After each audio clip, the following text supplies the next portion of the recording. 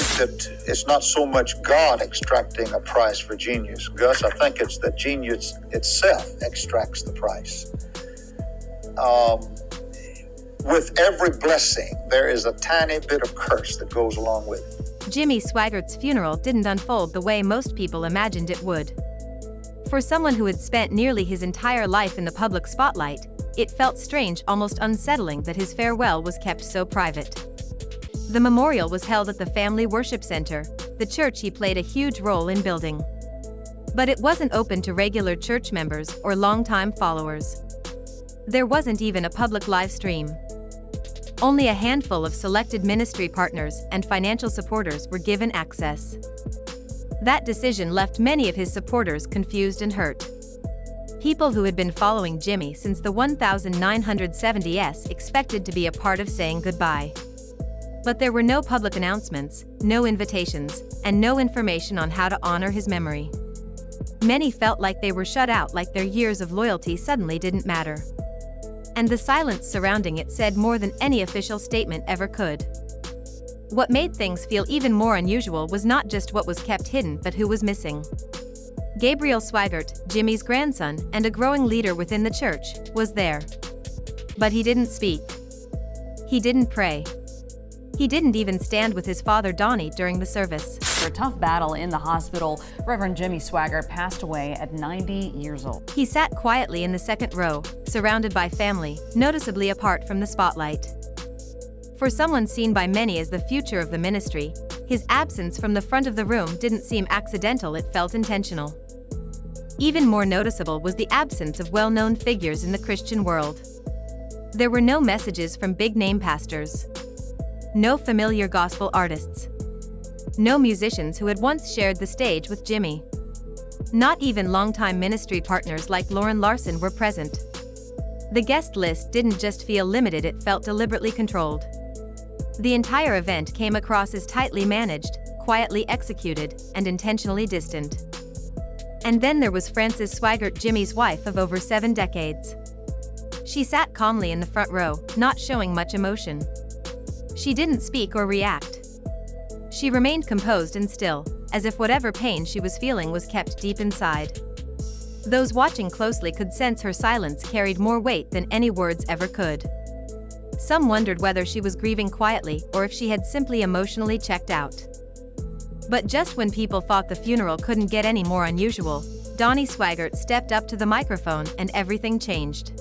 Was a baby. And to someone that's very young, things like cars, suits, etc. probably mean more than they would when you get a little older. You realize it's not so much there anymore. And I had some decisions to make, and the Lord helped me to make them. I've never regretted them, not one single solitary time. Jimmy Swaggart passed away at the age of 90 after a difficult time in the hospital. There was no grand choir, no dramatic opening, just a heavy, complete silence. Donnie stood for a moment, scanning the room, then began speaking. His first words were not what anyone expected. He was not a perfect man. But he was my father. The honesty in that statement hit hard. But it was what came next that truly stunned the room. He was alone in the end. With that, the entire tone of the service shifted. Donnie wasn't delivering a polished, glorified speech. He was being painfully real. Jimmy Swaggart, once one of the most powerful and influential Christian leaders, had spent his final days isolated. Donnie didn't try to hide the truth. Instead, he opened the door to what really happened. In his later years, Jimmy had been more alone than most people knew. Not because his family abandoned him, but because the world around him had changed and he couldn't change with it. As Donnie put it, we preach grace, but grace isn't always easy when the spotlight fades. Jimmy didn't just face the fallout from his past mistakes, he paid the price for trying to rebuild after them. This wasn't just about the scandals that once rocked his reputation. It was about the ongoing struggle to stay relevant and accepted in a world that had moved on. Donnie's words weren't carefully crafted to protect a reputation. They were raw, honest, and at times uncomfortable. He wasn't trying to defend the past.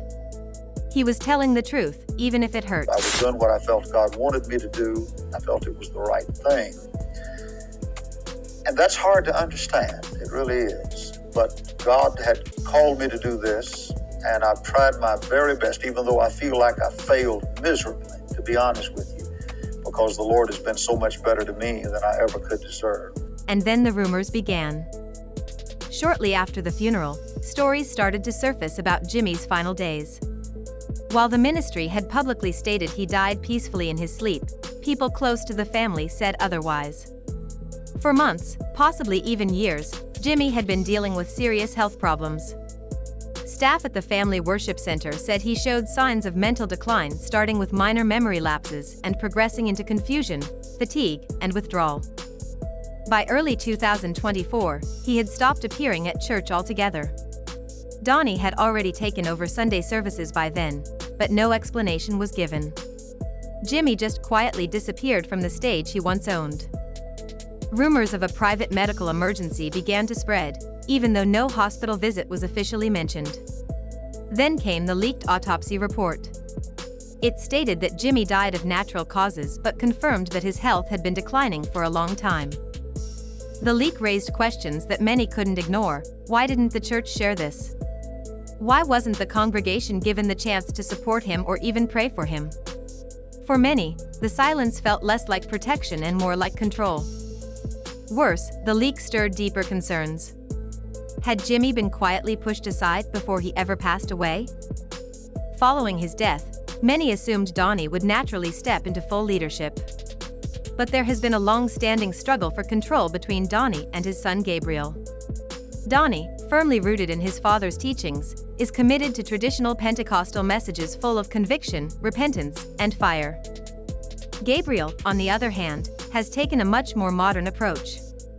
Through Crossfire Youth Ministries, he's reached younger audiences using a more relatable, softer message focused on grace and understanding.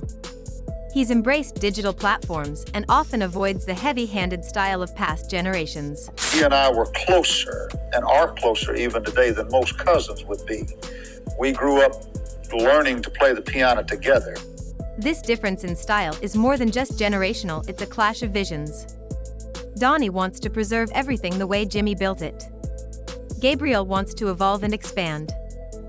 Some insiders claim Gabriel was intentionally kept out of the funeral planning. Others say he chose to stay in the background to avoid causing friction. Either way, the division was obvious. Former staff have quietly spoken out as well.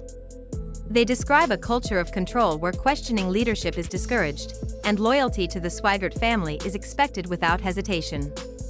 Some raised concerns about financial transparency and decision-making behind closed doors. Now, with Jimmy gone, those internal tensions are no longer hidden. Donnie's eulogy, some say, wasn't just heartfelt, it was strategic. By emphasizing Jimmy's loneliness and isolation, Donnie may have been sending a message to those inside the ministry: don't forget who built this place, and don't turn your back on it. But maybe the most painful part of all wasn't what was said, but what wasn't. For all the years of preaching, singing, and powerful altar calls, Jimmy Swaggart's passing didn't come with the heartfelt goodbye his followers expected. There was no final message. No farewell sermon. Some longtime supporters only found out through a single social media post. That lack of closure left many heartbroken.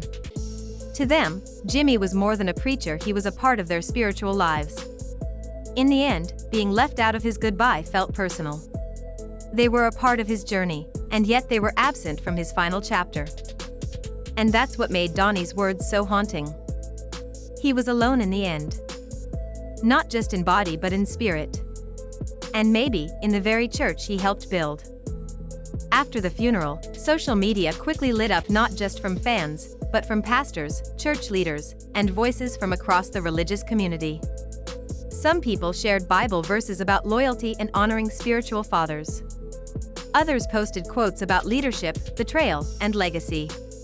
While no names were mentioned, many believe those messages were reactions to Donnie Swaggart's eulogy, especially the line that stuck with so many: he had the Lord, but not many people. That sentence echoed loudly. It wasn't just a personal reflection, it felt like a message meant for everyone watching. And the reactions didn't stop there. Just a few days later, Donnie released a personal statement. It was raw, emotional, and filled with deep meaning. He didn't point fingers or call anyone out directly, but his message was clear. He talked about how the ministry was built through trials and struggle, how it had survived fire, both literally and spiritually. He spoke about protecting what his father started, saying it wasn't just his job, it was his calling. Then came the line that got everyone talking, "The world may forget, but I will guard the flame." To his supporters, that sounded like loyalty. Strength. A man stepping up to defend what his father built. But to his critics, it sounded like someone trying to hold on too tightly. Someone not ready to let go of control. It raised a serious question. Is Donnie trying to lead the ministry into the future, or is he trying to keep it frozen in the past? Behind the scenes, those questions are turning into real conversations. People inside the ministry say Donnie has already started making changes. He's reportedly reshaping leadership meetings, adjusting staff roles, and organizing sermon schedules himself. From the outside, it looks like he's tightening his grip on everything happening at Family Worship Center. But that's only one side of the story.